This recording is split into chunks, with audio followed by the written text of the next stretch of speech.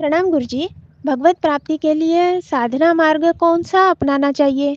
ज्ञान मार्ग जिसमें सेल्फ इंक्वायरी होती है या भक्ति मार्ग? इन दोनों में क्या अंतर है गुरुजी? देखो, दो ही चीजें हैं। संसार में दो ही रास्ते हैं। या तो भक्ति का रास्ता है या फिर साधना का रास्ता है, स्वयं का रास्ता है, स्वयं को समझना। अगर आप स्वयं को समझोगे या भक्ति मार्ग में चलोगे, बात एक ही है।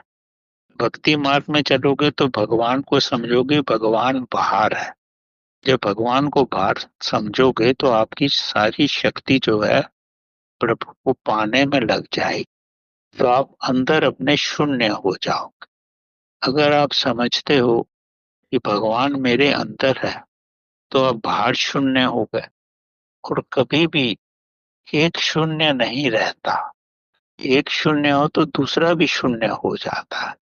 तो चाहे आप स्वयं के रास्ते में चलो या भक्ति के रास्ते में चलो, पहुंचोगे एक ही जगह। वो डिपेंड करता है कि आपकी मनोस्थिति कैसी है।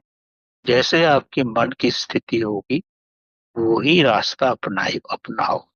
भक्ति मार्ग पे चलने की इच्छा है, की स्थिति वो है तो भक्ति मार्ग पे चलो, नहीं तो साधना के मार्ग पे चलो।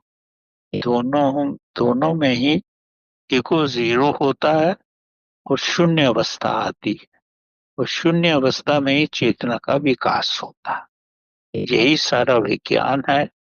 इस विज्ञान को ज्ञान के रूप में लो और फिर चलने की कोशिश करो। चलने की कोशिश में जो भी आपको दिक्कत या प्रश्न आते हैं, वो या तो चलने मात्र से ही आपकी समझ में आ जाएंगे आंसर उनके, नहीं तो पूछ सकते हो।